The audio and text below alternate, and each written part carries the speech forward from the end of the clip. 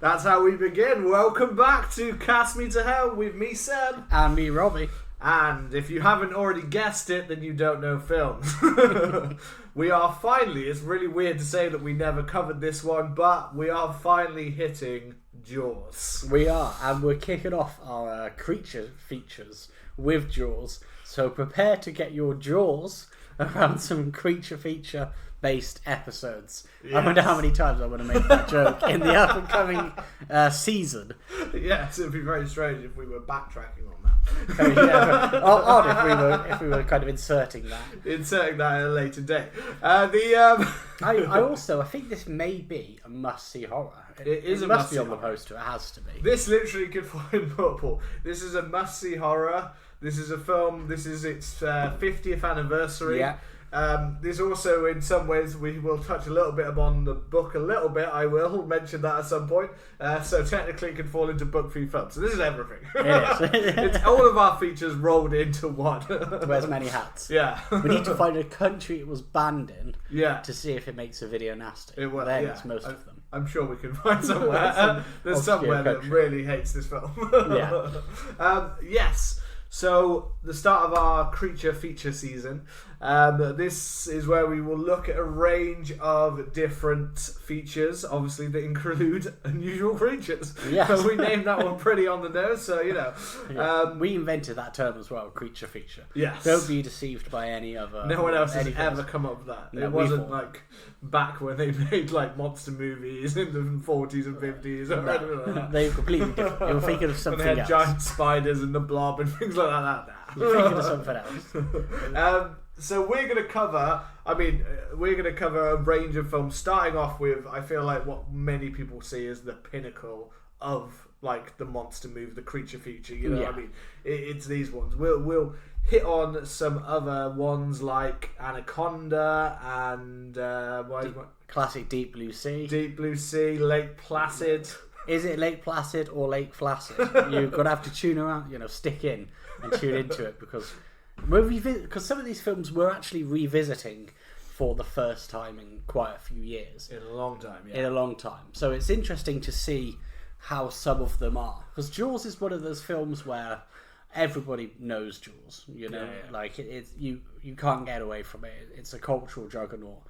And it's interesting to revisit it because I always remember it feeling, and this isn't an insult on the film, but I always remember watching it and being like, this film is like 3 hours long. It's very slow. It takes ages to get through it. But when I watched it back this time, it was only, I think it's like 2 hours and 4 minutes. It moved through the things so much quicker than I remember. It has got a good pace on it. Like I understand what you mean because I remember always thinking from watching when I was younger. I think that might partially be from the fact that Jaws was basically constantly on TV with a million adverts, where you feel like when it's stretched out with adverts on top of that, it feels like it goes on forever. Yeah. But when you're actually watching it and just sitting down for the film without all the adverts and out the TV breaks and all the extra stuff.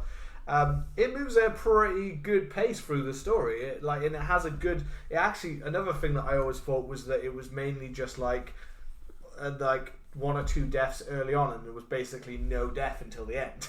And then I forgot there is actually a spat. Some of them don't get as bigger moments as those early deaths or that later death, but there are actually deaths scattered throughout this film that's just kind of there, or jump moments, more than I actually ever remember there being. So it's one of those kind of like, I was like, actually, there is more here than I always forget certain scenes of this film.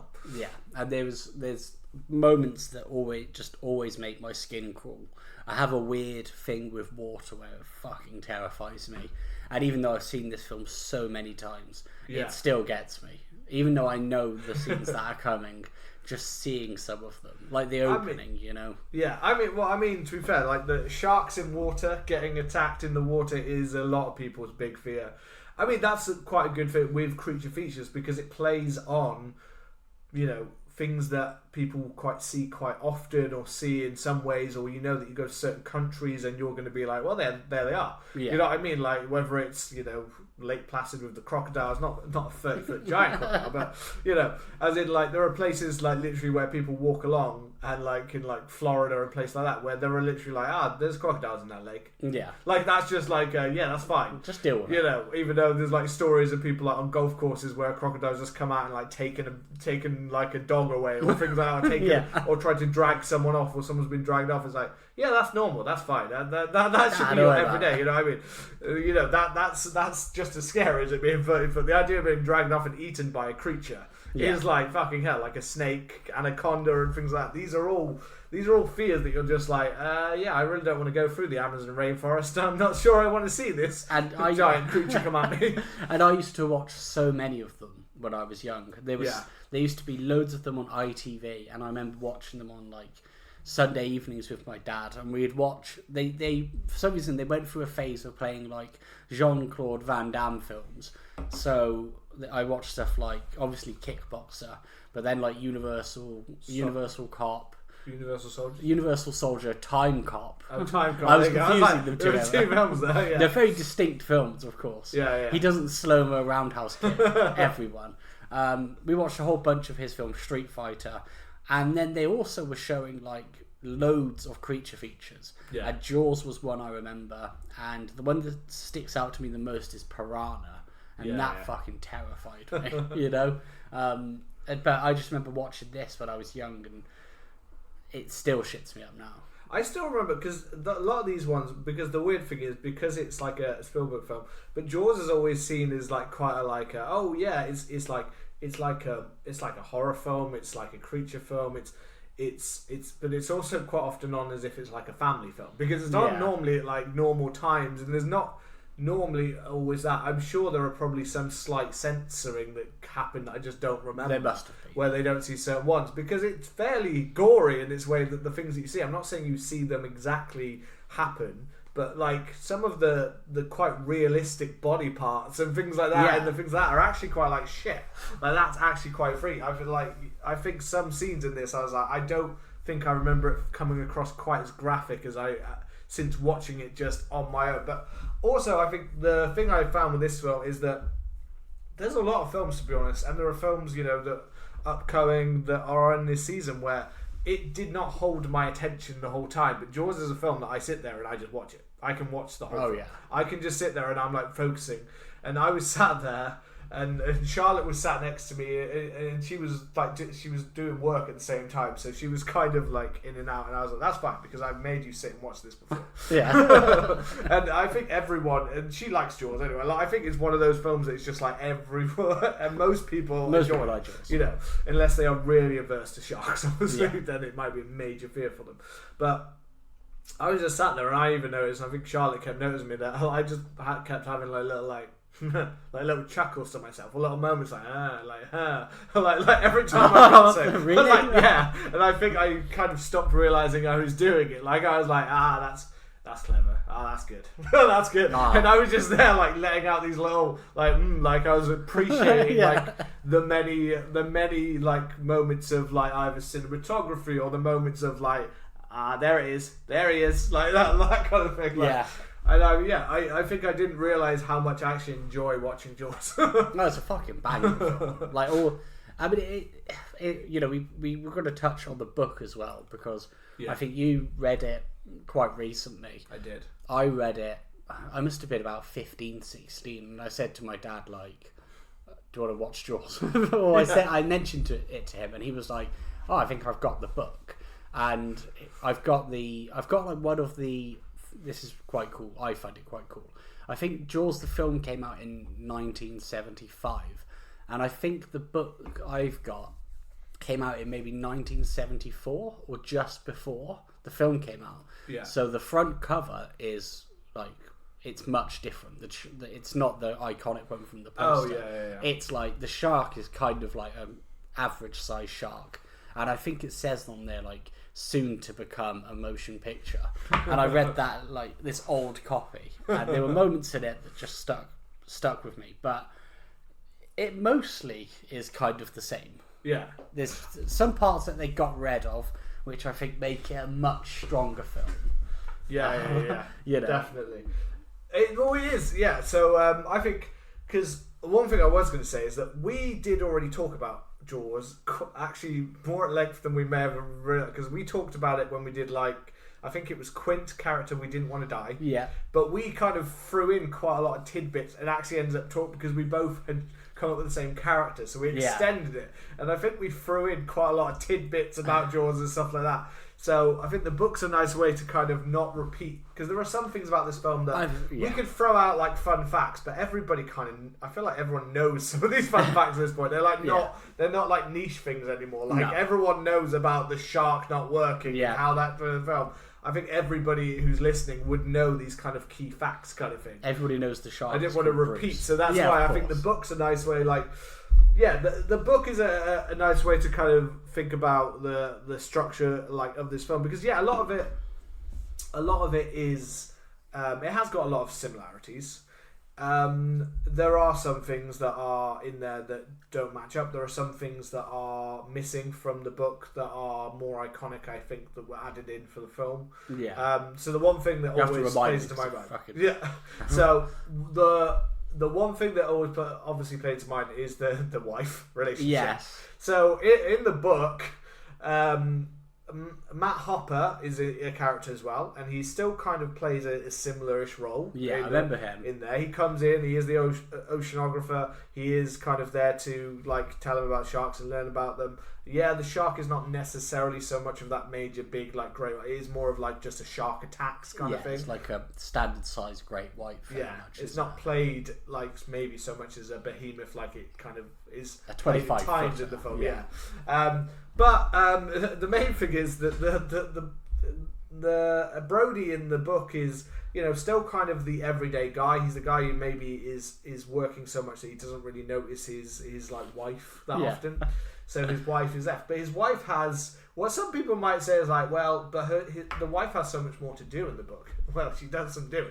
She does some doing. She does some Matt Hopper. That's what she does. Her and Hooper. She's banging Matt Hooper for a fair portion of the book. I just remember he just rocks up and he's all charming to her, and he basically acts as if he's basically coming on to her straight away. Well, he just pounds, doesn't he? Yeah, they sneak off to hotel rooms all the time, and Brody doesn't know what's going on. There's it's a whole subplot in the book. It's a whole subplot of there's this killer shark out of the thing, and there's some other stuff going on in the town that's kind of seedy, but we're going to spend several parts of chapters going on about how and how Brody's wife are just shagging and that. And it is what, like I said, one way you could be the wife's getting more to do than she does in the film, where she's kind of just a bit support character kind of thing. Where she gets a few nice moments.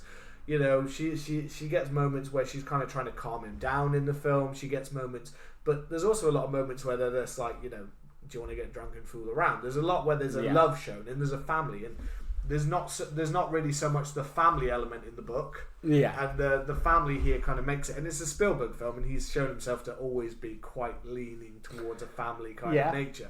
So he removed that part because he felt that the whole subplot was highly unnecessary and it made them unlikable. And he's absolutely right. Yeah. I mean, the wife in this book is just this dude is dealing with so much shit, and you're going to go and fucking bang someone else behind his back as well to add on to it. And it's also Matt Hooper comes off insanely sleazy as well, because he just rocks up. He's Brody, there's a shark out there. You need to go and get it. And then just go start shagging his wife.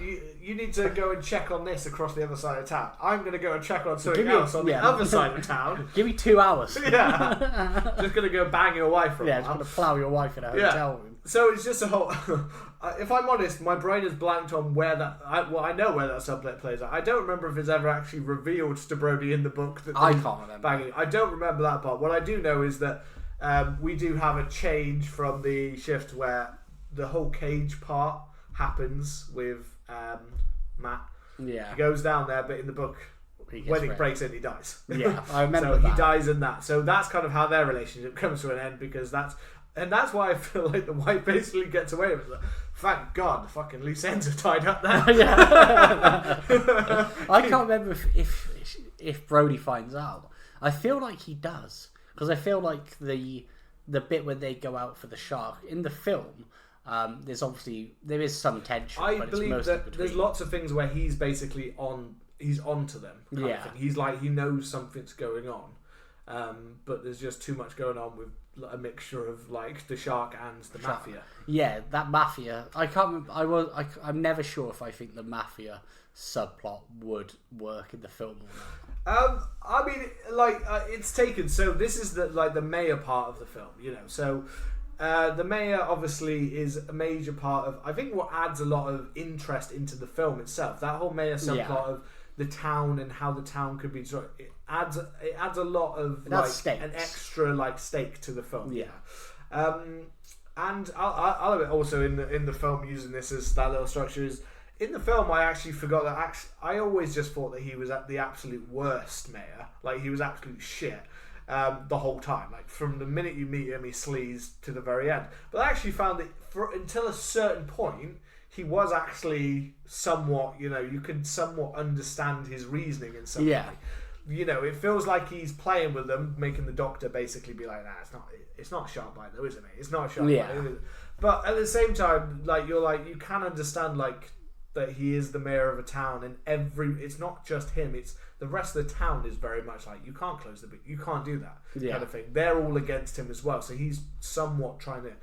It's only once it gets to the point when he literally decides to, you know, even when like Matt gets called out by Alex Winter's mum and basically gets absolutely fucking trashed, and the whole time, you know, fair play to Brody not being like, well, he fucking told me to. The whole time I'm there just like, fair play. Brody is a better character for the fact that for this whole film he doesn't just go to people, by the way, like, they're like, oh, is there a shark out there? Yeah, but the mayor won't close the beaches. Nah, the mayor won't close them. There is a shark that will eat you, like literally standing there outside the beach when all those people come on like the 4th of July, and he's just like, there is a shark in the water, but the mayor wants you to keep it open. So there you go, enjoy. Yeah. Dive on in, guys. We caught a shark, but it wasn't the right one. He's still out there. He's still out there. He will tear you to pieces, but it's fine, because the mayor says we should keep open, okay? Yeah. I seem to remember, like, the mafia being a bit, putting more pressure on him and that kind of stuff. Yeah, well, that's a whole major, like, another major kind of subplot is the fact that actually, like,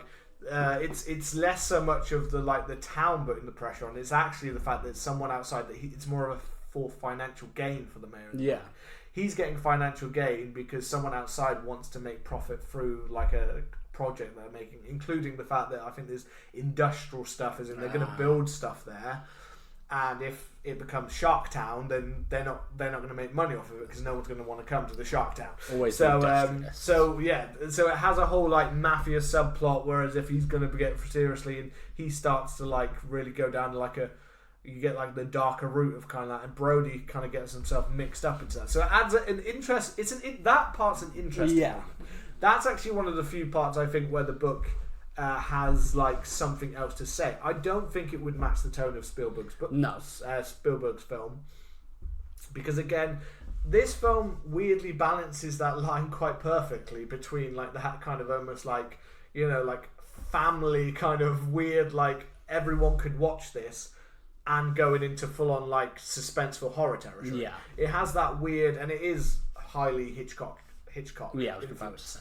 And he had some of that kind of similar with some of his films where it's like anyone could watch this, but it has stuff in here that not everyone's gonna like want to see, kind of thing. Yeah. And it had that with that, and he had that storytelling, even with the music, where the music goes quite light-hearted at times. Yeah. Like you've just gone from like this really serious dark, and it's suddenly like this uplifting, beautiful music that's playing, and it comes between, which matches the tone of one scene to the next, kind of thing.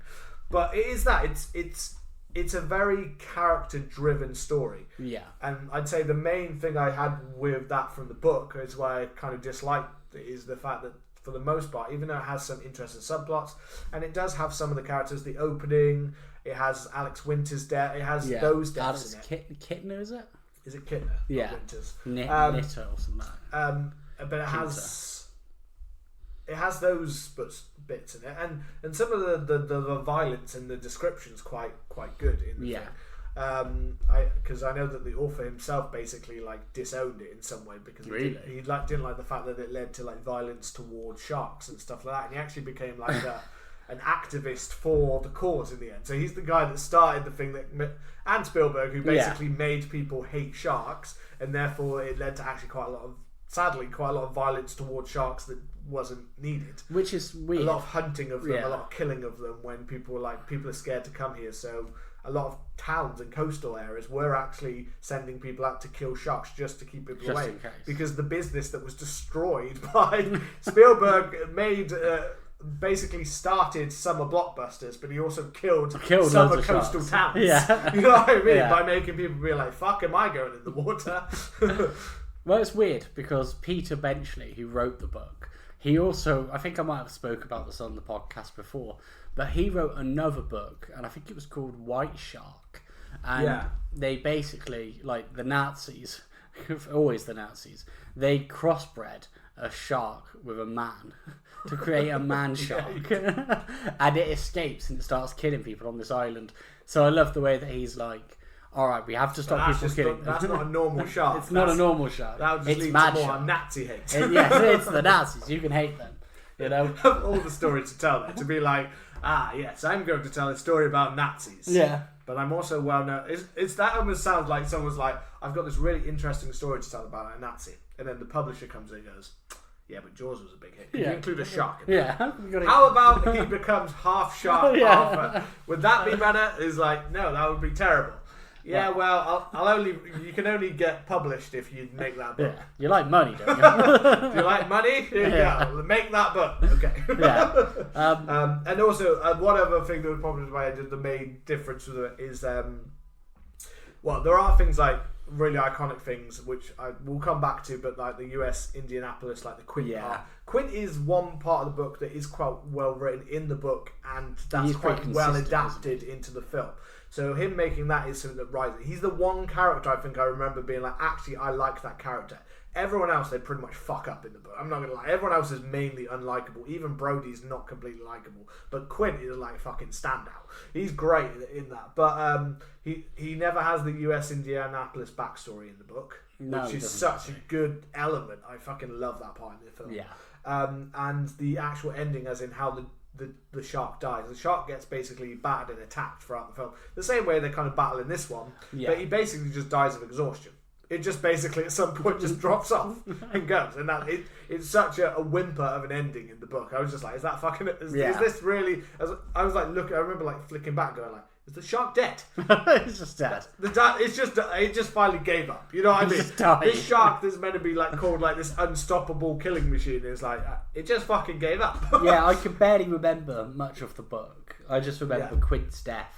It is so much better in the book, and it's like seared into my brain. It's really violent. Yeah. It's so violent. It's so violent. Yeah. That is one bit. Like Quint's character, all the way to his death, is so much more. It's not so much that it's like major, like completely. It's just more the graphic nature of which they describe it and how it goes. And but I think with Quint's death again, we talked quite a lot about Quint's death previously, so go check out that one again. Of course. But for Quint, I think that US Indianapolis story, when he tells it, it just adds such a depth that makes his death worse. Yeah, I think because he survived the sharks for so long. He lived with them his whole life. You know, he literally had a week of basically surviving, not only floating in water, but literally surviving being bitten apart by sharks. Yeah. To then his death to be bitten apart by sharks. It makes it so much more like on a different level than just the brutality of it. Yeah. It also makes it like, you're like, for fucking hell. Like, that is just his worst fear is literally what's being ignited here. Yeah. This is his fear of death. Of any other thing, it'd be like, you could have, at the same time, it's like, you could, if you never wanted to die by a shark, then don't go on a boat. Don't go hunting sharks. Yeah. You know? Because that's it. It kind of explains his motivation for a shit ton of money, but also at being like this guy who knows how to hunt sharks and has this experience with them. It really fleshes out his character. He's such a good like character, you know, not just everyone remembers him for the scratching down the board and for kind of being a hard asshole, but the thing that I love about him and Robert Shaw's performance here is the fact that he actually, once they're on the boat, before that he is kind of he's ribbing Matt Hooper like crazy, and Richard Dreyfuss, because they fucking hate each other. Again, not going into that because it's a well-known territory that is thing that they fucking hated each other for most of the filming. One was staying in character. Robert Shaw was quite in character though for most of the film, so it's kind of more method actor kind of. But it's the fact that once they're on the boat, in some ways it's Matt who becomes this overly like about everything, like, oh fucking Brody, like what you doing, like you need to tie like this and do this. And actually Quint's actually quite chilled. Once they're out at sea, he's actually quite, for a lot of it, he's actually quite like, he's actually kind of being like quite kind to Brody, like, yeah, do this, no, this is how you do it. It's shit in his own way, but he's still kind of guiding him and helping it, and he kind of softens a bit, and I like the fact that he softens, but he's still quite quick to switch back to that kind of, right, we're in action now with the sharks. But I like the little character human moments that you get of him, that he kind of breaks out, kind of helps. He's a very weird character, because 1 minute he's showing Brody how to like tie nautical knots, and then the next, when it's like, oh, we need to call for like the Coast Guard, he's just like smashes the radio, and it's like, no, we don't, we're not going back. He's a really interesting he does character. Get to that, like, that always seems like that moment of like, he is the guy that's been hunting, and he's like, I'm now into this. I'm not letting go of this now. It's always that bad choice of a character. Like, you're having quite a lot of creature features. If you've got the person who's a bit more kind of drawn in by either the hunt or the capture, that's his moment of like, nah, we're finishing this. I don't care how it happens, we're finishing this. You know what I mean? I am getting this. Could be a tease for a future episode. A similar character. There is a similar character. In fact, I think there might be more than one similar character. Yeah, really. probably. In fact, I think in every of our creature features has someone who does some kind of stupid decision because he's so like enamored by that creature. Yeah. In different ways, maybe, but like some of them to more violent levels, and some of them just because they're fucking stupid. Yeah, I think that's a thread. It's a common creature feature moment. I think you've always got like the expert or someone or the hunter or someone like. There's always that person who takes it a little bit too further, and that's either why they're in this problem or either what happened. Well, they always fly too close to the sun, don't they? They do indeed. But so anyway, Quint, we got drawn in by Quint again there. As always. Like it. He is a standout character in the film, but I mean, it just is going back to more like earlier, like the start of the film kind of thing, like just that opening, the opening two deaths, for instance, I just think that they are just terrifying. Oh, they're fucking horrible. Like, it's the way that you follow it, and the great action of not seeing like the shark again talked about lots and lots and lots. The whole it didn't work, and but it makes it much better. It really does. Like the way that we follow it, and the way that we have to follow towards that, the way that you get that kind of moment with her where she's literally just sort of like, shit. Yeah. Like that first little nibble that it takes, and then it just like going for it. But that movement, like, it's that, and it's that in a lot of the scenes of the film with objects, the way that they had to use objects to show it, and it just makes it feel so much more clever than it would if it was just like, there's the shark, pops his head up straight away, which originally was right in the opening scene. So you would have originally seen the shark literally pop up almost straight away, and that feels too much, because the thing that I love about this opening, my only nitpick, is the actress herself. Like, when she's trying to get on the boy, she's screaming, I'm gonna die, and it's so awful, because I imagine, like, if you're in a situation where you're going to die, I don't think you'd be screaming like, I'm going to die, I'm going to die. I think you'd be like screaming. But that, and then the bell starts going, the water starts thrashing around, and it's so amazingly done. But the real scary thing for me is when she goes under that final time, and then it's just silent, Yeah. And you're like, oh, fucking hell. Yeah. This is where we're at. It not only shows the brilliance of John Williams' score, which absolutely makes this film. If you took that score away, it'd be so different. Yeah, it's like Halloween. It just like, it's one of those things where many, like, including Spielberg, said like literally like the score made the film. Like, the cuts that you saw without it, he was like, this is not good. This doesn't work. Like, this film really doesn't. And the second you have that, having that basically what is like two amazing chords of a thing just to make that perfect, two keys that just perfectly make that music. But I was going to say, the swimmer, I read about her. So Chrissy Watkins. Yes. That's the girl's name. So Susan Backlund. So she wasn't an actress. So that might explain what I say. So she wasn't an actress, and Spielberg wasn't really that like taken by her being the actress. And we have a little bit of old school Hollywood here, where we have he was recommended to Spielberg by producer Richard D. Zanuck. So it was the producer who cast this lady. Okay. After he saw her in a magazine, and Spielberg said, "Yeah, but can she act?" And Zanuck said, "I don't know, but look at her." I mean, that's a and that's how she got cast in the film. The producer made that choice. What else she had to do for that, I don't know. I mean, I gotta respect it. You know, it's a 70s move to just go, "You're stunning.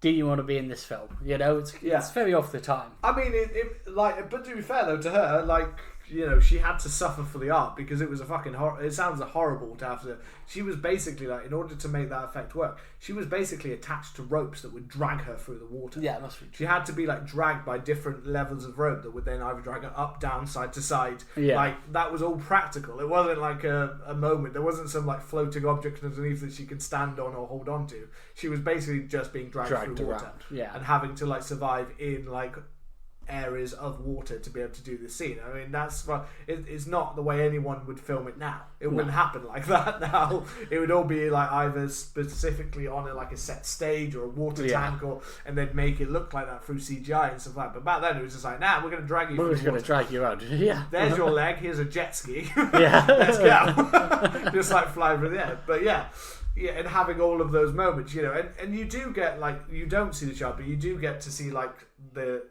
what you do get is, you don't get a good shot of the shark until like an hour and 20 odd minutes into the film, but you get like, as in a bit of jaw opening or a bit of the tip of a nose or things like that you kind of see like going towards her, like only in one quick flash. Yeah. But that's all you mainly get. You get a couple of those moments where you get like to see it in the distance when it goes around Alex, and you see that, and that bit is that. Just jump into the next kind of major death, because they like. I mean, that scene is horrible, but also kind of a stroke of brilliance of how to really make it feel like a true horror effect. Oh yeah, for its time as well. Like killing a child, it's pretty. But killing a child in one of the most graphic ways. Like, this possibly one of the most graphic child death scenes. That you don't necessarily see it, but it looks graphic as hell. Like I always remember, it's that kind of Texas Chainsaw Massacre thing where I remember it being worse. I seem to remember the shark bursting out and like actually biting into him, but all you really see is like it's two characters talking, and in the distance, you know, you get a bit of the, you know, the first person kind of swimming through, and then it kind of goes up to him. And then you see him in the distance, and like the shape of the shark kind of like roll over him, and the blood burst. Yeah, and the blood burst through this huge. Well, you do get one shot after that where you do see him, because you see him pop back up and scream, and you do see like the blood around, like, and you see as if something's coming up. But again, it's quick, and it's what your brain thinks it is. Yeah. Because even right now, and I only watched it a couple of hours ago, and literally even in my head, I'm like you can see the blood. In my head, is more graphic than it would have been. Like, in my head, I'm like, as if you can see the gash, or as if you can see a cut, or if you can literally see the jaws of the mouth like come back up around him and take him back down. The jaws of jaws. Whether that actually happens, I can no longer remember in my head. All I know is that I remember it being like, fucking hell, like, I just remembered it being in the distance, the blood flowing up, and him disappearing into the water. Yeah. I didn't even remember the extra shot of actually seeing the child come up and scream and get pulled back down again. Yeah, it's brutal. Which is brutal, like, more brutal than I actually remembered it being. And the amount of blood, even just to the lilo that's left afterwards, that's all bitten just up and like that. Like a wash is up on shore, yeah. Yeah, and technically it's the third death in the film, not the second death in the film, because the second death in the film is the dog.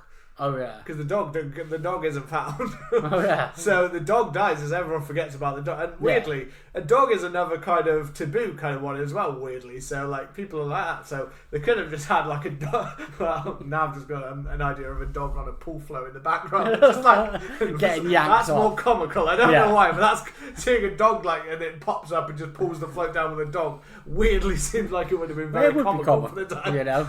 But what happens to the dog? So the first thing is like because we get the teaser because the first thing we see like when people are in the war is the guy runs out and like throws a stick out to his dog, and the dog does come back a minute later, and all the people playing in the water, and we've got all of that like throwing people off, haven't we? Because you've got Brody's son playing in the sand, and his other son is out in the water as well. Yeah. And everyone's playing, and Brody's doing the whole Hitchcockian where we've got that zoom in, and even like the style of very old school style because you've got the shot where like one of his like neighbours is talking to him and he's trying to look round him, and you've got this depth perception shot where it's like really cool, but in the background you can still see like Alex getting further and further out, and then finally like when he goes away you get that proper Hitchcock moment when he sees him gets completely pulled down. But the dog. Before that scene, the dog was literally just before that scene where like the kids are all playing stuff like that, and then you hear him go in shouting for the dog, and he's shouting. I can't remember what the dog's name was. Dog. Where are you, dog? Where are you? But then it shows a shot of just the dog's stick just floating along the water. I always forget that. So the implication is that victim number 2 in this film is actually the dog. Is Kano. So Rip Dog. Yeah, Rip Dog. So the shark actually eats a dog, then goes and eats Alex. A little boy. And I did read an interesting article the other day that Alex, the actor, still makes money to this day. Really? He still gets royalty checks to this day for that film, which can range from anything depending on what's going on, from like literally like what would be pennies to us, all the way up to like 10,000. Like he still gets ones sometimes that are like 10,000. Like right now, 50th anniversary re-release in cinemas. He's probably going to get a big old check in a couple of months for that because it'll have a resurgence and stuff like that. And Jaws, anything that features him, kind of things, anything that has relations, comics, things like that, all ends up with royalties to it. So it's really interesting that whole like because it's something that's basically died now with streaming because streaming don't do that. They've managed to work their slimy way around it. So kids and stuff and most actors don't get royalties from the films anymore because they're constantly streaming. Yeah. So they stay on that platform. They don't. Whereas before you made a film and then that film would be repeated loads, so you get royalties after that. That film might have a soundtrack, it might have other showings. Anytime it's shown on TV, you'd get a tiny amount of royalties. But if it's shown constantly all around the world, then you'd make more and more each time, and it could make you less. I mean, so he made millions off of this. Apparently, he also does conventions and stuff. So he said he still rolls in like 10,000 plus a year just off of being Alex. Damn. Enough to have like a restaurant and things like that. There's the story about the woman who played the mother goes into a restaurant and she orders something called like the Alex Kittner burger. Yeah, or a shark sandwich. Yeah, I think it was called the Alex Kittner burger because then she said to the waiter, I played his mum, and then he came out. And it was the first time they'd seen each other since then. Yeah, but and that's just a weird thing that would happen. I swear his name's he's like Voorhees. No, I swear his name is his real name. His real name, I could have sworn that his last name is Voorhees. I don't know why I was just there like, you are. Voorhees are dying in the water, I mean, this is some kind of prequel. Jeffrey Voorhees, not Jason. Voorhees. I was thinking he was a literal Jason Voorhees, but he's Jeffrey Voorhees. Yeah, close enough. Yeah. So no, those kind of parts. But yeah, I just find it really I found those an article that was all about the boy from Jaws still making money to this day, and you think how 50 years later and he's still getting royalty checks out of that. I think like some of the biggest ones of all time, like those like royalty checks, was like there's like a kid in Titanic who still makes money yearly, and he only had like one line. He's like the little boy that like drowns in the room, and he has like one line, and he still makes money off of that all the time. You imagine how much royalties the actors make and stuff like that. But and the biggest one of all time is it the kid who played Simba? Yeah, because his parents haggled to get they said they'd take less money if he got royalties for the song that he does on the soundtrack. Yeah, and that's the Lion King. So anytime that's been used in theatre, songs, anything, anytime he's got a little remade, bit. He gets any of that for all of it. So literally, he makes millions every year off of that. You're set up for the rest of your life. That's clever parents. Yeah, why wasn't I a child? Yeah. God damn. Why wasn't I a child star? Yes. You know? You could be passed out in the gutters right now. I could be passed out in the gutters. I could have been abused by a Weinstein. Yeah. You know? You could have absolutely. Your life could have gone two ways. You could either be like somewhat still okay after a period of terrible, or you'd be dead. Yeah, it's one of the two. But it goes one or the other. And I'm happy for either at this point. But you would have lived. I would have. You would have been in coke parties. How I would have lived. Yeah, I'd have been in the frat boys, whatever they call it. Totally Maguire. Then again, I guess you could have been more of River Phoenix and gone too early. Maybe you know. You would have gone in the middle of a party and you would have snorted more coke than your body weight. And they'd have gone, and all he did was say one line in Jaws. He was phenomenal. You know, he was amazing. That one line. That one line, man. The scene, the reaction, like everyone, like the way that everyone reacts to that scene, it's just, I just find it amazing. Like people, the fact that not only the way that it's shot, which again leaves you with this horrible feeling, but the fact that it is a child, I think, adds that whole extra, and it just suddenly makes the film even scarier because you're literally like, every time someone pops out now, anyone is possible. Yeah, he makes the stakes properly viable when it could have just been like, weird, only the hot teens in bikinis are dying. Yeah, and it's weird because, like you said, each death almost kind of raises the stakes, and it's quite like a big, you know, you mentioned a blockbuster. It's quite like a blockbuster big film until it isn't. So you get, you know, the first death, which kind of incites everything. You get Rip Dog, you get Alex Kittner's death, which is another catalyst where his mum's fucking kicking off, and then there's some real pressure on the mayor, and then you get the scene where the 4th of July happens.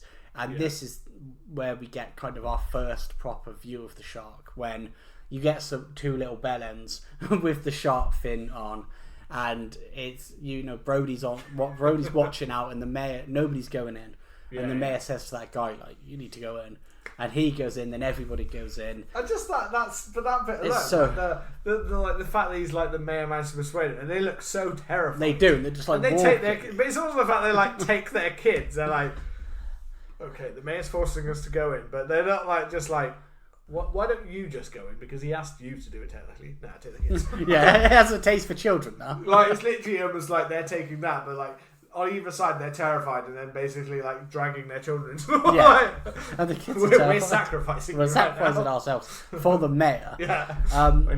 We've got 3 children, so that means maybe if we get away with at least one back, that'll be okay. The lineage isn't unbroken. But that bit where it goes into the pond, you know, and Brody's kids are in there, and I love that shot. The shot. Like, you've got the girl who's like painting on the side of the beach, and she's like sharp. But the fact that you just see it like going along, like, it's so like, that's the thing. Like the work, like however much it did or didn't work, and how much they had to do, like someone literally like in basically another suit and things like that. But it all looks so good. Yeah. It literally does. Apart from, you know, when you fully see it later on and you get like where the eyes, there's something about the eyes that out of all of it, like the body looks really great. I guess because the eyes don't move. Yeah, I think it's weird. Like it's only, that's the only part that doesn't totally like work. But he's got a mixture of scenes of real sharks and, you know, animatronic that when it's working, and he's got the with that. But it just, the fluid movements that they've got out of some of these scenes where you're watching, you're just like, that is so scary. Yeah. Like seeing that, like the double fin kind of come along, like the back of the front and heading towards. And the bit where the guy kind of goes over to Brody's kids. And this is kind of maybe our first glimpse of the shark. Yeah. And it's the guy like who gets knocked off the canoe or whatever he's on. And then as he's like kind of trying to climb into it, you see just the top of it just glide onto him. It's so fucking horrible. Yeah, you get the first kind of proper head shot, and then you get the body as well, like partially, not the whole thing, but you get like a just side. Enough that you're like, oh fuck, that's massive. Yeah. You know, you get so enough to be that and getting him munched away on. Like, and his isn't really like, his goes, you're more in the distance again, so you don't really see him get fully like. No, you just see but you see a bit. Although you do see his leg. Yeah. And I remember sat there being like, fucking hell, the prosthetic work on it is really good. Great. I was like, the leg that comes down, like the hairs, everything. I was like, it looks real. Yeah, like, it doesn't look like some 70s fake ass, horror kind of thing. That looks like an actual leg. They the just flesh sawed that's his coming leg. off of it. Like, it just shows that level of detail that like someone like, say, maybe Spielberg gives to something, where you can be like, you've literally been that other directors of, again, if you're talking 70s and 80s horrors, the amount of limbs that are cut off, but the amount of times you look at it and go, well, that does not look like a human arm. That's plastic.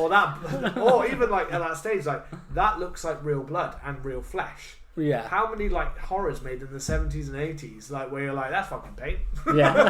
That's red goddamn paint, or what is that? I don't know what that red is that you just given. Yeah. But nobody's blood is like a bright Yeah. red. You know what I mean? Yeah. Nobody's is that level of red, of like some kind That of Dawn of weird the Dead car red.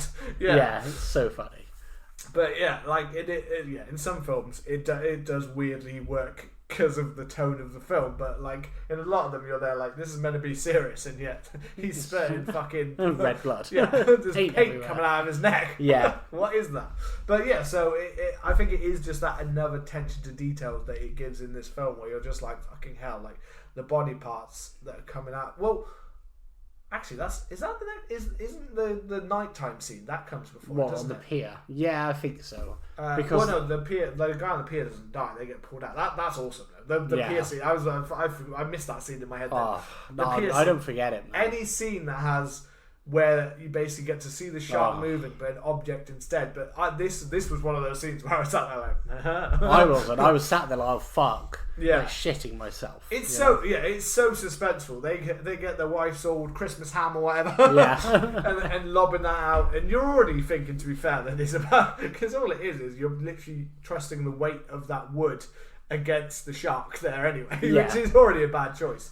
But when it starts getting like, he gets pulled out into the water. Yeah. But I love the reaction of his friend when he's like, don't look back, just trust me, just keep coming. Yeah. You're gonna keep on coming, man, because Oh. that's gonna happen. But it's just that moment when you see it go away and you're like, oh fucking hell, like the power of the shark. Yeah. But when you see it start to turn, Oh, and the yeah. whole thing comes with it, you're just like, Then fucking you hell. see, it's like the Because dark. you're like, but you're also there like,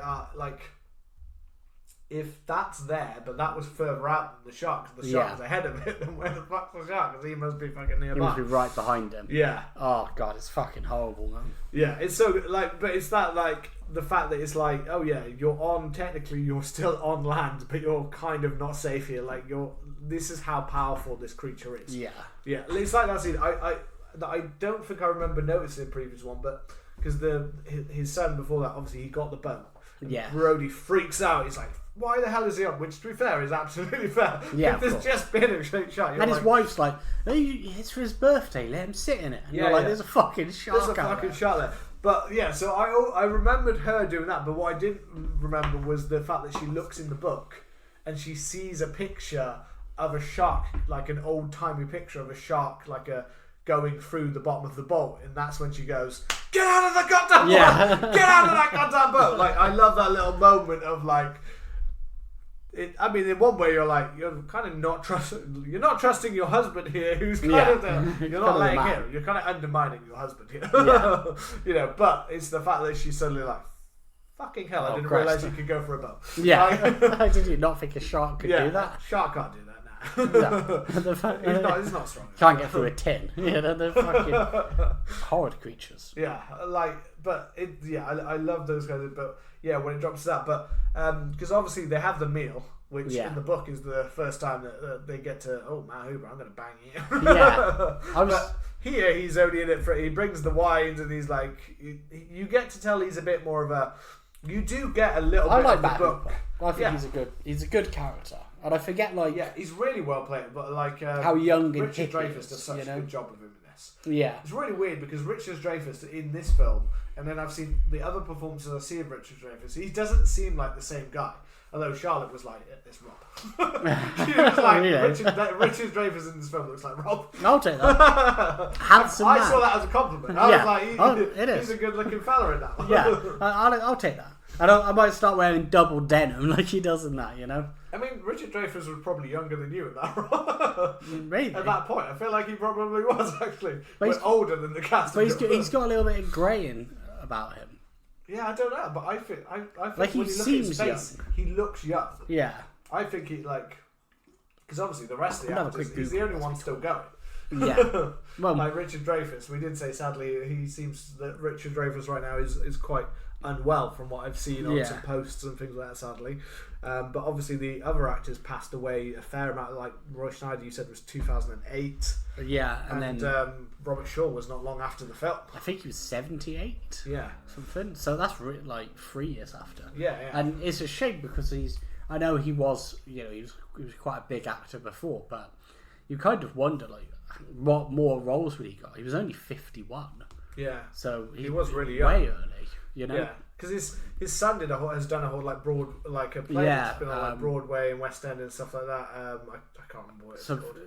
Yeah, the Shark's Not Working or something like that. I think. Yeah, like that kind of something like that. But yeah, he's done a whole play about love of his father because technically he never really he said he didn't really get to fully like grow up with him because he was like gone at such an early age kind of thing. So it's sad when you have actors kind of pass away like after they've got something like, although you're like a big, because he was a more well-known actor, but a lot of people be like there's an actor but then you get a role that would have been like a real big, like he would have been huge after this. There's the actor in who plays Muldoon in Jurassic Park, and he was like a British actor in a lot of high class things, and everyone was like, it was like after this film he's gonna break out after being in Jurassic Park. Like most of the actors all went on to big things, but he died not long after the film. Shame. Yeah, so like it's always sad when you hear those like you were in this kind of this iconic role and then you maybe didn't even get to understand how iconic it was. Yeah. Well, so Richard Dreyfuss was 27.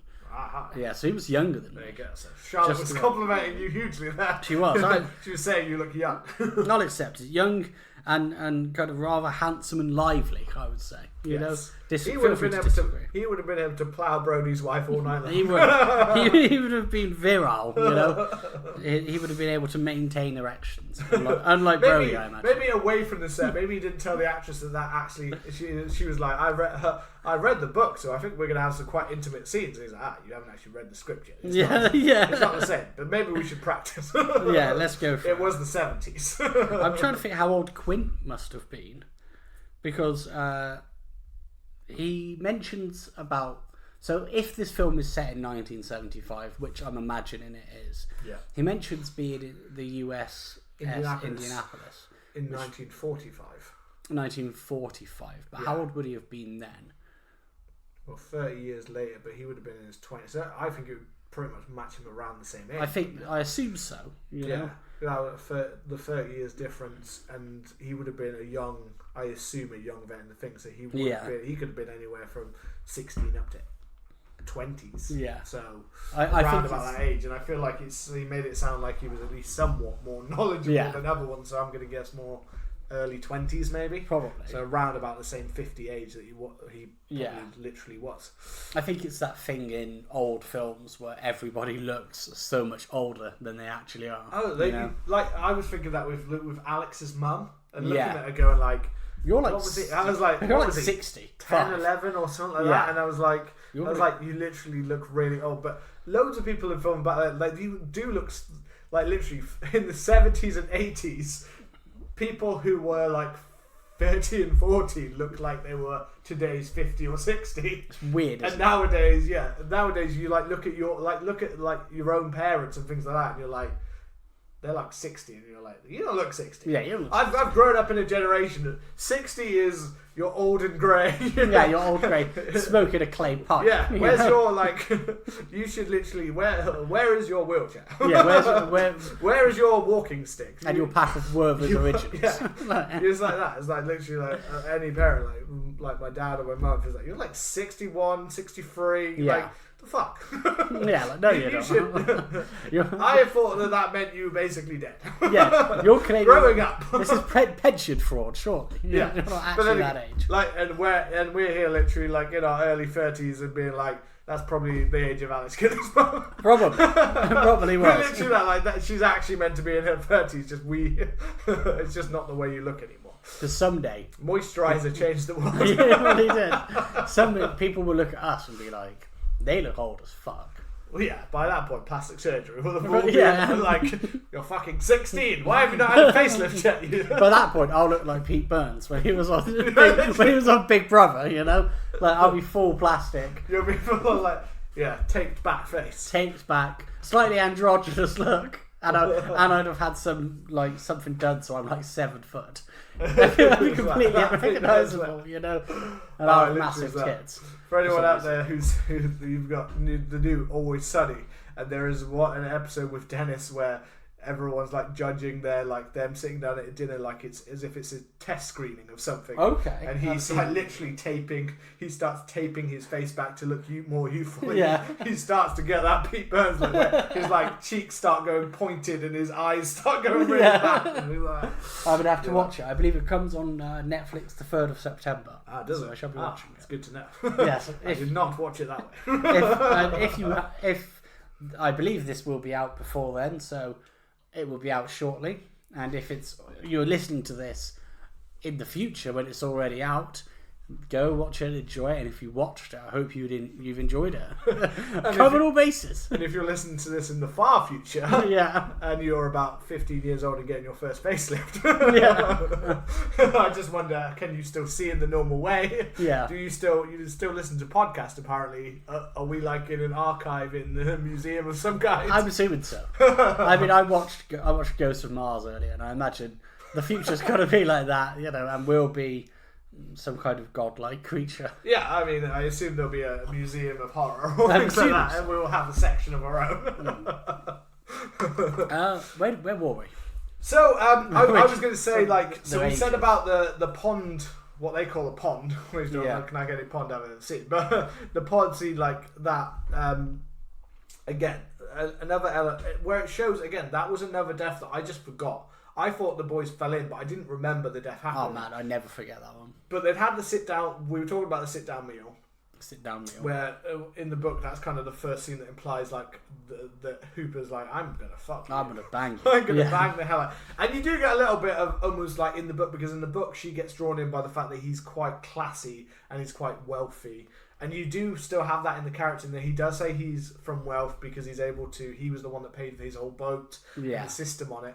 And that's in the scene that follows when they go out at night.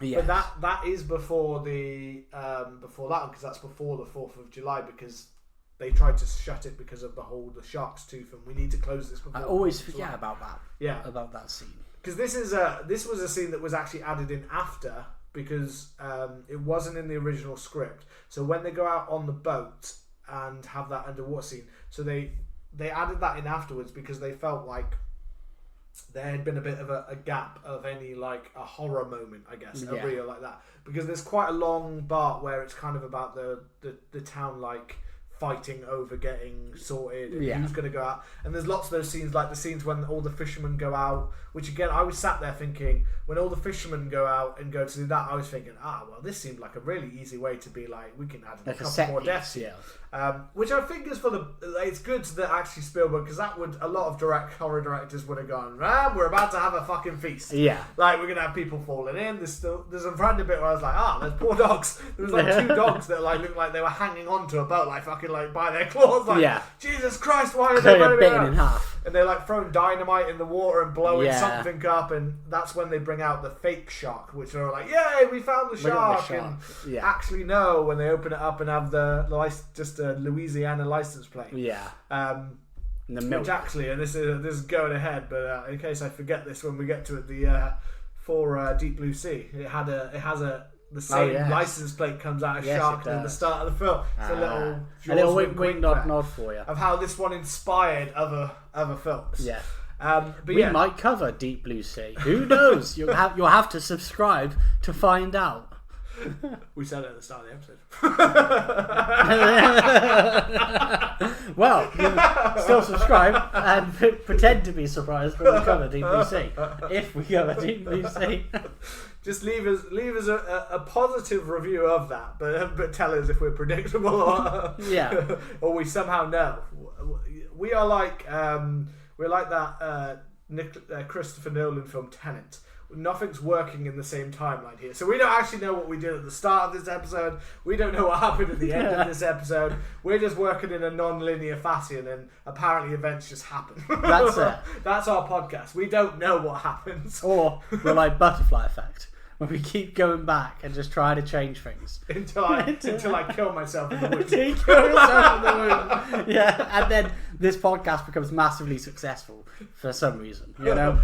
But I'm erased from all of it. You're erased from all of that, yeah. So it's literally just you. It becomes highly successful because it's the manic talking of one man talking to himself and me never existing.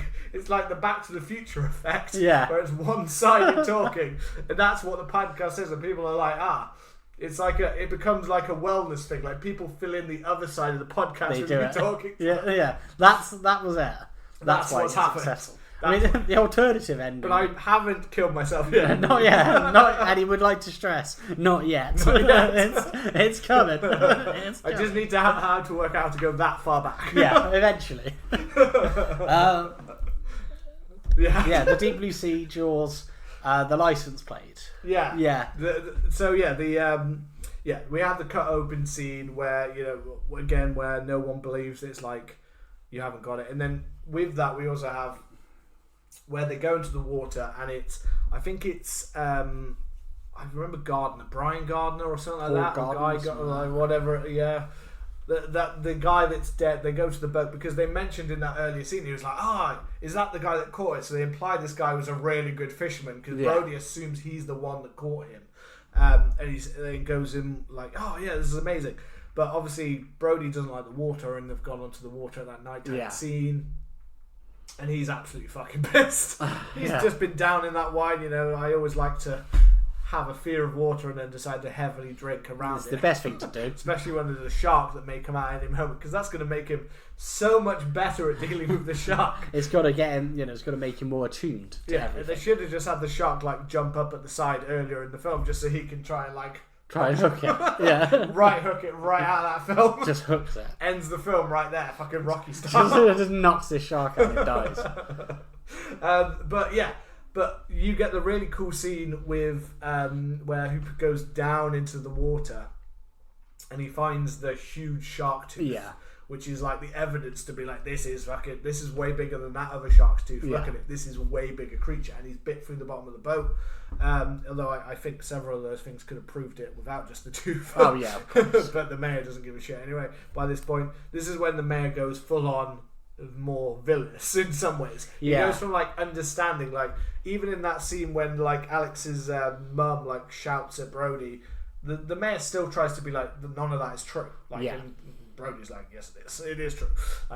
Which is kind of because Brody is gets to be he could have, in some ways, enforced more, but he doesn't. He tries to. He's the new guy in town. He doesn't want to come across as a completely I'm the new guy, or he just doesn't want to lose his job in the first year. But there's also, the mayor gets him out of his job straight away. There's also the added stress of if the beaches are closed, it's a summer town. You look at any coastal towns in the UK.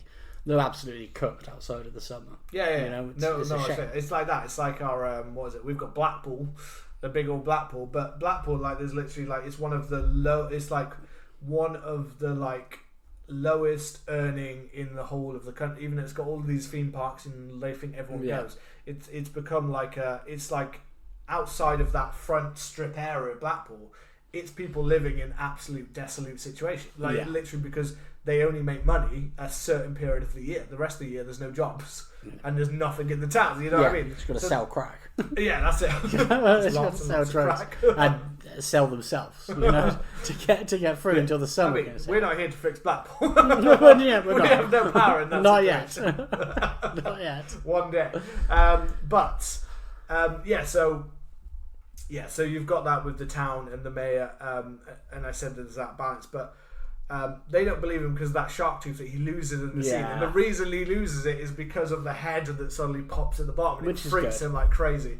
Because you've already had when he does the autopsy on Chrissy, and you can see he's basically like Hopper's like gagging there. He's like, fucking hell. Oh. And he's like, this is obviously not a boat accident. This is clearly, he's clearly been eaten by a shark. But so it links well to that scene. But that was a last minute add-on by Spielberg, who felt like we could get one more jump scare. I think we could add one more kind of before they go out house scene. And it is really cool. Like his eye coming out, including the fact that something comes through the eye, like a crab. Or you get worms or something. Out of the eye. Like it adds an extra fucking hell. Like it's a good scene. And but I forget it. I always forget that part until they go into the water, and I'm like, oh yeah, the head pops out. But before that, I always forget that part's in the film.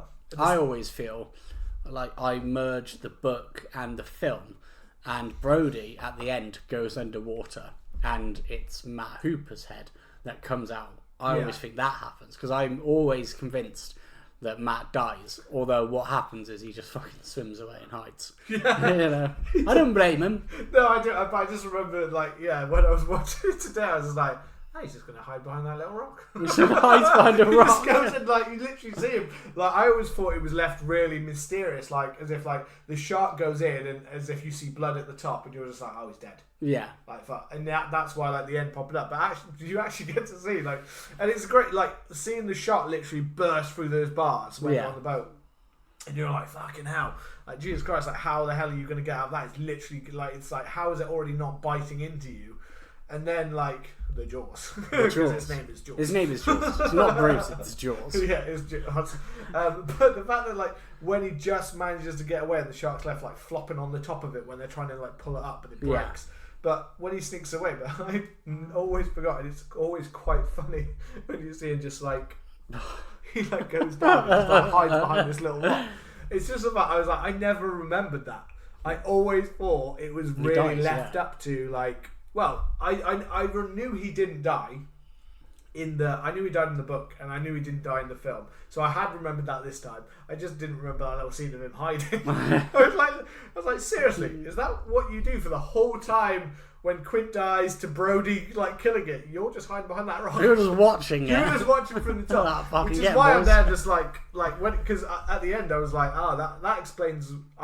that explains at the end why you don't he doesn't ask what happened, because he can just see it. He's just watching. He asks about Quint, and I was just like, you probably had a perfect view of Quint falling apart in top of you, literally there goes Quint. He's dead. I could probably that spear I had before, that's probably just over there. Yeah, I could probably fucking get the shark from under here. He's a bit of a prick. Yeah. It's too far. I didn't like him. Too far away, mate. I don't want to, So it's a weird little moment of you're like, I feel like you maybe could have helped a little bit. Yes, it's completely understandable. In this killer, every time that anyone's been anywhere near this shark, he's done the business on him. So, I understand the reasoning, but you're just a little bit there the shark's not after you right now. In fact, he's very focused for a long time on the top and the ocean, and on Brody running around trying to survive. You could maybe just pop under, Yeah. Give him a little shank. Yeah, just stab it with your thing and you'll be alright. See if you can do something underneath him, But no, I feel like that would just fail anyway. Yeah, probably. But yeah, so we've got a lot of that bit. We've talked, and I did say that I think people should maybe go back and listen to it, because we went quite extensively in the whole the boat scene, the conversations. We talked about the Quint stuff quite a lot in our characters. I think it was characters we didn't want to die. Yeah, I think it was one of our early episodes. Yeah. Maybe episode 4. Which is why 3, I think we definitely went in depth enough that I fully believed that we had already done Jaws.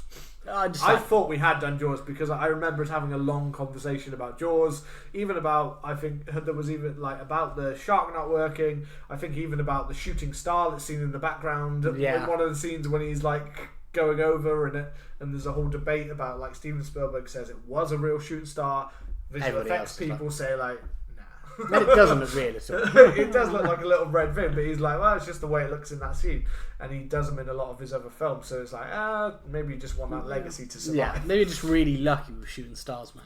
But to be fair, that background shot does remind me of one of the best shots ever in this film, which is when he's doing the chum.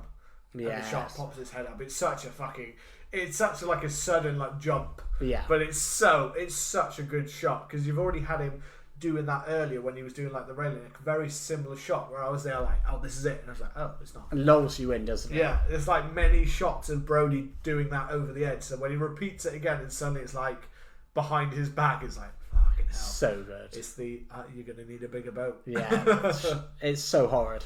The bit that really got me this time, because I completely forgot about it. I remembered that one. I remembered pretty much all of them, but it's when they're kind of like tying the.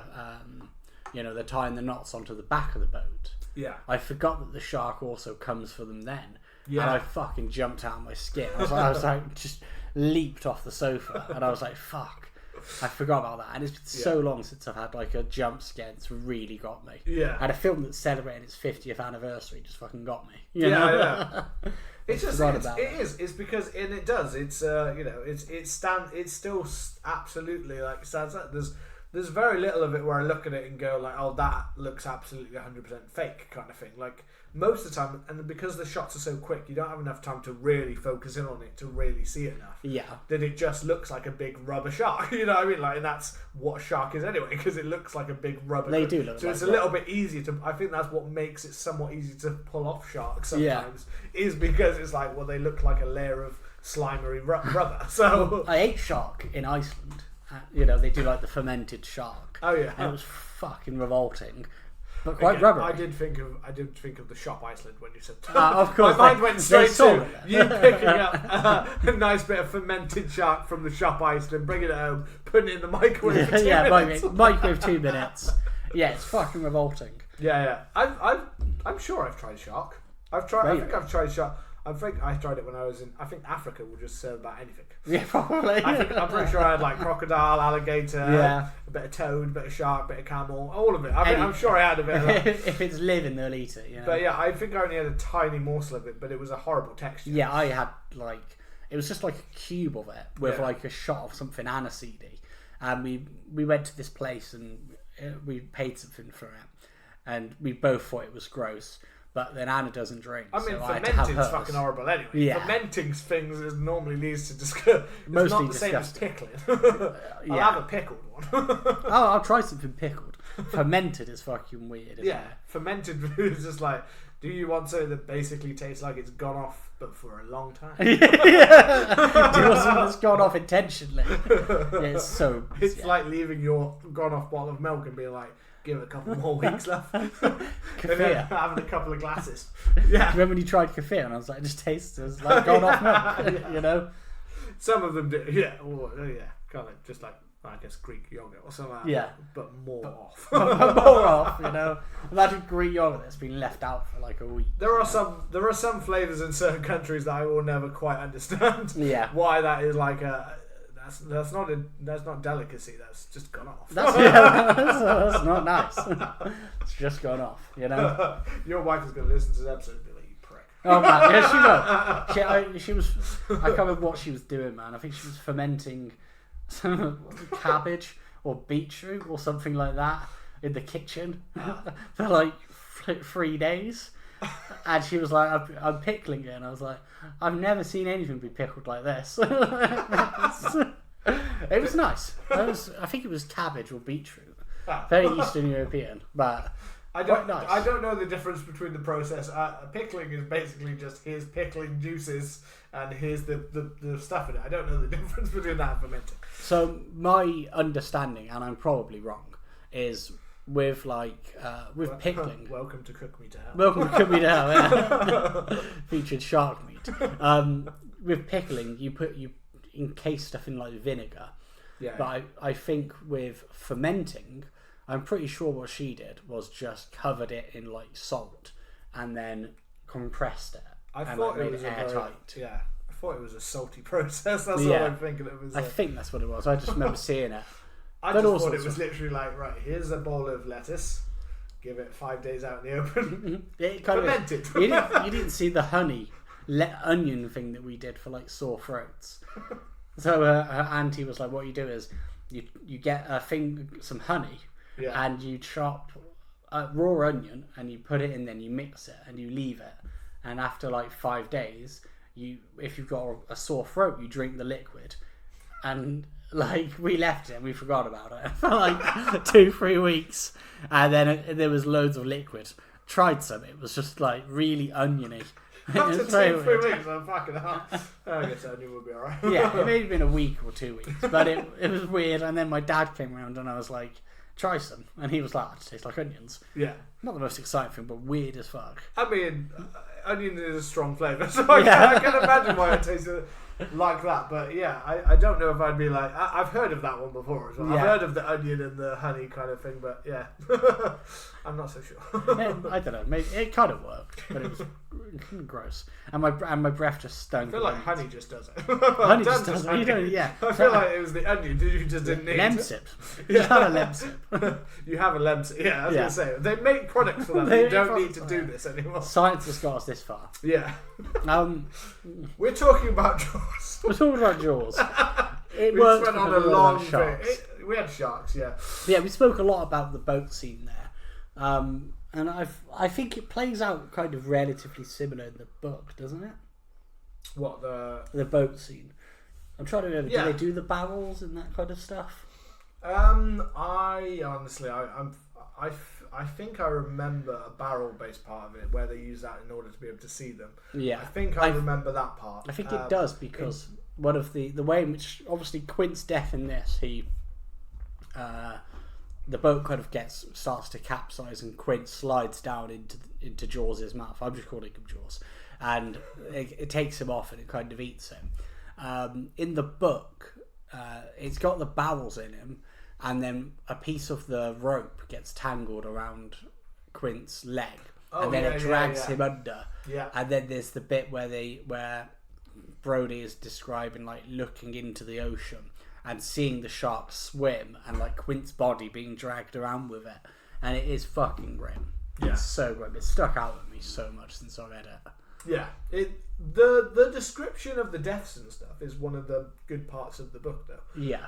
It's one of the things that stands out where it's more graphic than what we actually get in, that. It's, again, where... And it's not uncommon with Spielberg to tone down books that are like... the Jurassic Park is much more violent in the book than it is in the film. Again, not necessarily... It's not... I think with the film and the style that he makes it in... it's not necessarily needed to be more, and I think Quint's death is already quite violent in the film anyway. The way he's like spitting up blood and he's getting dragged down and stuff like that. It's not that you see organs splatting out or things like that might be described in the book where it's like parts and organs. But when he is dragged in the film, that whole when it's the tipping down scene is It's the fact that they're holding that. It's the fact that you can see that Quint really goes from that kind of this hardened character to like suddenly being like, oh my god, like no, don't let this happen to me. Yeah. Like, when he reaches his hand out to grab for Brody's and Brody gets it, but it slips. Yeah. And just the look on his face, like he is truly terrified, as you would be as you're about to drop down. Terrified. But it's like fights that he has where he's like kicking his feet around to try not to land in that shark's mouth, and the sharks barely have to do anything. It's just like they're like, I'm just going to open my mouth and you're just going to drop in it. Just mouth open. It's so grim. Come to me, you delicious treat. It's so grim, man. Yeah, it's just so and it's the fact that after I forget in this kind of part how much we have. Again, the amazing part about when they're like talking to each other and they're having conversations about the USS Indianapolis and they're comparing their scars and things like that, which is a great scene. It's great for their character development, and this is a very character-driven film. It does put a focus on, yes, there's a shark, but we get to know about the stories of the characters. We get to know their thing. We get to know their fights with the mayor. We get to know the fights with things with the family. We get to know a little bit more about them. They get fleshed out. They all get fleshed out. And Quint gets fleshed out mainly once he's on the boat and things like that, when we get to really see him. And I love all that part. But what I did forget was that kind of the fact that it is actually, there is quite a large amount of time between when they're on that boat having that conversation, the shark starts smashing through the bottom. Oh yeah. And them actually trying to actually fix things and like actually find a way to catch him, because they kind of get stuck at the point when when Quint basically burns out the entire boat because he's so desperate. You know, you said earlier, about him smashing all of the communication. They get themselves into the position when they've got no other option but to send Hooper down in that shark cage. It's more of a sacrifice for Hooper in this film than it. Again, in the book, it's not really. It's his own ego where he wants to kind of do it. That's kind of who he is in the book. In this one, it's very much a sacrifice because they're all like, "It's going to chew through the cage," and Hooper's like, "Have we got any other option to stop the shark right now? We are sat in the middle of the ocean. We have nothing else we're going to do." You know. And although it's not played up in a big, this is my big sacrifice. It is a sacrifice. Yeah. He's going down there, you know, to do that. So it's that part from when they are literally getting the boat smashed in by the shark, which again I forgot how fucking scary it is. Yeah, mate. That like the shark is literally just hammering around that boat, and it's not giving up. It is just like, I'm gonna fuck this boat up. So I forgot all of that like kind of build up. I always just remember it being like they had the conversation, and then obviously I knew that the shark like basically got into the boat, so it started gaining water, and then I just remember it very quickly getting to, you know, basically Hooper. I couldn't even remember why Hooper was going down. Yeah, I was like watching it go like, why would Hooper go down? There's a lot that happens in that last act. There is a lot like that. It is a fair section of the film from when they go off in the boat. You know, there's a lot of build up before that, which makes it so much stronger on like the stuff that's reflected on land. But having the three men in the sea, it is kind of that big triumphant moment that makes the ending so much better, because Brody is shown to be at this point at his weakest when he is off land, and that he is struggling with this, and he's had to come to terms with being on the water. He's had to come to terms with, he's got two people that are fighting with each other because they are the most knowledgeable people about sharks in very different ways. One hands-on, one more, you know, conceptual in many ways. But they both are very clever, and they both are kind of there making choices and going off of each other. And I do love the bits of where Hooper is reacting to Quint's kind of thing, you know, like when he's like talking to himself when he's driving the boat, like as if like talking about Quint in that like fun way. But Brody has to come over all the fact that he is the one that's completely out of his depth here. He has no clue, and he's the one at the end of the day that we know is going to end up being the final man. He has no authority either. Yeah, you know, he's got nothing. There's nothing he can really do. He doesn't even know what he's doing with the boat. Even if he was left with a whole boat, he would be like, "What the fuck am I doing here?" You know what I mean? Like, he barely even knows how to tie the ropes at the start of it. Like, he's having to be taught how to tie a knot. You know, he has no clue in this kind of area, and it's shown because quite often we're always getting shots of Hooper and Quint, where it's those two and him stood off. Where he is very much like the outsider of these two guys. Even though they fight with each other, they've also got a kind of a common language that they do between each other, and he's got none of that almost. Even when they're talking about the scars, and he has a little look down at his side in a little moment, and you do see there's like a scar there, as if there's a backstory of that. They just never go into the backstory of why don't you like the water so much and things like that. It's not so that they ever actually reveal, but like you could read into it being like, well, there seems to be a giant scar on your side. Like, what happened to you kind of thing. What is your story? Is that from your police days back in the city, because they talk about being like New York and that this is so different, you know, what are your scars? But again, he's not that character. They're very like open, and he's not the guy that starts talking about his scars. He's like, he looks down as if it's like, I've probably got something better than both of you. Like real stuff, like this really happened, not just from an animal biting me in some random scenario. But he's not that guy to kind of share it, so he has to fully like come out of himself in order to be the guy to win this battle. When he's not like a showy guy at all. He is a very contained guy the whole film, pretty much. What do you think of the final battle? Man versus Beast. Well, I really like, again, like it's definitely, it's far better than the book. It's just like, yes, lots of attacking and it finally whimpers out. I mean, it's a cinematic, it's a punch in the air kind of moment. Kind of thing. You know, him battling with it. I forgot about the scene when obviously Quint dies and then the shark comes through the side. I forgot that bit. So when he's battling with it, because again, I couldn't remember. In my head, I always remembered the barrels. The yellow barrels being the thing that was in its mouth, like it had bit into a yellow barrel or something. I forgot about the gas tank. I don't know why. In my head, I always thought it was would have to be way bigger in order to have one of those barrels like partially in its mouth. But I always remembered the barrels as if that was what had stuff in it, and completely forgot about the fact that he smashes the nose in of the shot and manages to lob it into its mouth, kind of thing. So as if it is a plan that's in a moment when it's like you've just watched someone die, he's come in, so that was quick thinking to come up with this plan. Well, they keep talking about you don't fuck around with those because they'll explode, and there's a couple of times where they're like getting knocked about and Brody's like fucking like holding them against stuff. Yeah, and it's so good. And then he just fucking winks in its mouth. Oh, you son of a boom! It's it's not that. It's like the coolest explosion.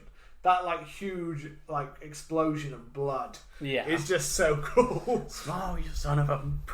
And I think it's because it is one of those things out of many creature features when they do horrible things and things like that. I think the reason it stands so far like many others is not just in the quality of the filmmaking. It's better made than majority. Oh, of it's a great film. It's got so many of those, like the cinematography, the music, amazing. The acting, amazing. Just the way that the story plays out, it actually has a clear plot and it has subplots and it has, different motivations and ideas and themes, and it's all in there kind of thing. But on top of that, the monster is scary and builds menace. Yeah. It's not just from the kills, but from very early on, it has major stakes that sometimes when you've just got a group of people that it's like, oh, we're off out here and we're going to start dying one by one, it stakes in their very contained area. Yeah, it doesn't. It's not the wider community and other people kind of depending on them so much. It's not men, women, children, dogs. Yeah, dog. It's not anyone. It's not characters that you've spent the last nearly hour of a third act being like, I've really grown to like these guys, and now they're going to die. Yeah, or at least one of them is going to die. But it's all of that makes that kind of so strong. I think that makes it like this is a big win when he dies. When he goes boom, it's like fucking yes. Yeah, it's so good. It's amazing. It's truly like such a great moment in cinema. And then I know that we plan on doing this with the rest of the films that we're going to be covering. Because I'm sure I borrowed the DVDs of the rest of the Jaws films from you. Yeah, I did. Yeah. What do you reckon about the rest of the sequels? You see, it's one of those ones where like it's a film that never should have had a sequel. No. There was no reason. And yes, sharks have babies, and therefore they even talk about the fact that they literally like all they do is swim, eat, and make little babies. Yeah. Basically. Like that's like one of Hooper's lines. So although the intention is there is no, it's a one-off. Yeah. It had no reason. I have not seen the sequels in a very long time. I don't think I have since I borrowed them from you. Since I had the DVDs and stuff like that. And again, these are the DVDs. Like I probably used to watch the sequels weirdly more than I even watched the original film. I remember having that one and having the sequels. And I think I definitely had a time when I was a early teen when I absolutely loved all of these schlocky sequels, whether it was Jaws, Friday the 13th, all of the DVD sets I had, which you used to borrow, like all of these ones. When I love these kind of more schlocky ones, I remember though, kind of like Nightmare on Elm Street, when I think the second one's absolute shit. I think the second Jaws is absolutely terrible. It's boring as hell. I vaguely remember it. It has Roy Schneider in it again. I think it has Roy Schneider. I think he was locked in with contract-based ones for that one. But I'm surprised at that. Like, did they originally think there was going to be a sequel to Jaws? I don't know. Or was it like the studio? I don't know if he had a studio contract or things like that. I'm not quite sure about that. Or if maybe he just decided to. Maybe it was a sign of money. Because Matt Hooper, Richard Dreyfuss, doesn't come back, does he? No, he doesn't come back. It's his wife comes back. I just remember having it has a lot more about him being. I remember scenes with him and his boys out on the boat and things like that, ocean, and him having to have more of a fight with this other shark. To be fair, at the same time, I know Roy Schneider did a lot of it, but Roy Schneider didn't actually take off. He didn't have a mega constant big film career constantly after Jaws. He didn't have as many big wins as maybe some other people did. Like Richard Dreyfuss went on to star in loads of for a long period, did a lot of big films, including more Spielberg films. Whereas Roy Schneider didn't. So I don't know what was going on there. Whether Spielberg just wasn't completely into that, but a lot Yeah. of his actors from other films do reappear in many films, but not in that case. I don't know. I remember just the second one just being really boring and feeling like it had barely any plot to it. Yeah. And feeling like it was just trying to copy the original without having much new to say. I vaguely remember them electrocuting the shark. That was about it. I don't remember what happens to the shark. Yeah. I barely remember seeing the shark or anything in there.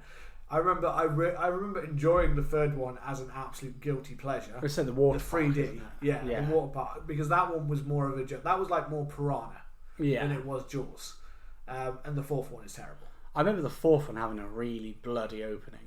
Because it's like a whole revenge, it's fucking plot. Weird as hell. I'm going to get because you killed my husband, dad, husband, shark. Get married. I know. It's the son. The son is killed at the beginning of the film, and then she moves across, and then it's really like the shark tracks them across. Yeah, I'm coming back, and we're getting revenge, and in the Caribbean. The sequels are barely I remember being worth much at all. I think the third one, if you just want a bit of fun, definitely. The other two take themselves far too seriously that they're no fun. You know what I mean? They don't have here. It's weird to say, but the characters are enjoyable and the deaths are well made and fun, kind of thing. Yeah, I don't remember that definitely with the second and fourth one. I remember I'd always basically made it kind of. I remember I only watched the second one not that much. I remember watching the third one quite a bit. Yeah, same. Because I remember that real slow motion scene of the shark moving towards the glass and it's not moving. Yeah. You know, I remember that. I don't think, and the other thing is weird because Jurassic Park, I guess when he had really big power, Spielberg has an involvement in all of the Jurassic Park. He has a producer credit. Whoever makes them has to come and talk to him and make decisions, and he has to approve script and ideas and things like that. I mean, he's not responsible for the final product, but he has a lot of say in what gets made and what script does go forward and which one doesn't go forward. And I'm guessing because this was very start of his career, maybe he didn't have that. They didn't have that with these, so they got to make lots of, in the same way I guess with John Carpenter and Halloween and things like that. Too early on in the career, so it didn't go on and on and on. He didn't get to have that input because I'd imagine he would have just put his foot down and gone, "Don't make a sequel." Yeah, we don't need that. The same way if John Carpenter had the choice and wasn't kind of forced with Halloween 2, there would have never been a Halloween franchise outside of that. Yeah, in some ways we can say if it had only been that, there would have been, but in that case, that franchise has a lot of films that I would like to keep in the world. Yeah, I don't want to go back and have John Carpenter kill off those sequels. No, I like some of them. They have a lot of enjoyment to them. But I always just remember being unlike a slasher film where it's you can come back and do No, they're never quite as good as the original, but they're always fun. They can be fun in their own way. Yeah. Creature features are very easy to be boring if you don't do them the right way. Yeah. And maybe we'll find that out as we go through more of our creature features, which ones have a constant stream of interest and which ones basically just bite out all the fun of everything. Kind of a pun. Kind of. Anything else to say before we send them home happy? No, I mean this was Jaws. This was it's one where we're going to go and do other creature feature films. I personally I can't. None of them kind of. I feel like this is the one that stands on the pedestal, and all others stand below it. No, it is. I just think it is true. The second you sit down and watch it, you are just amazed.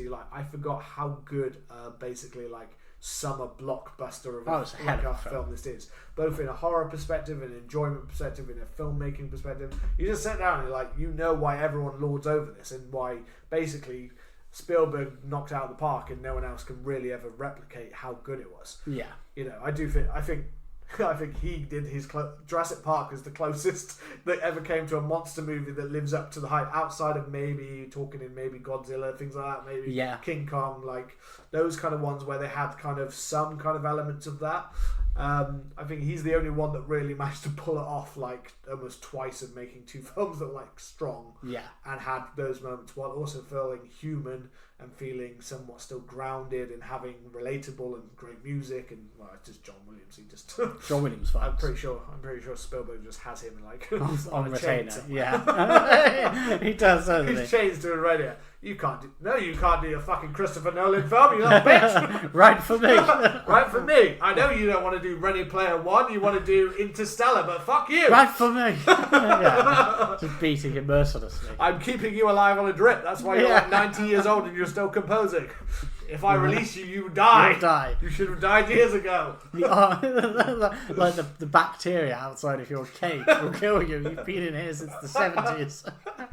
If you think you can get away, don't you even think about it. I'll wipe out your entire back catalogue. I will kill you in the womb. The world's strange out there.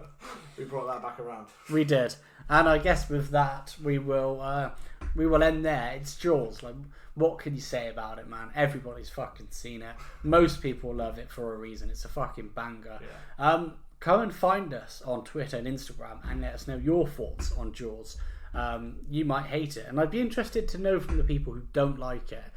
You can find us at Twitter at CMTH Podcast. Remember to hit that subscribe button, get your jaws around that subscribe button, and leave us a lovely review.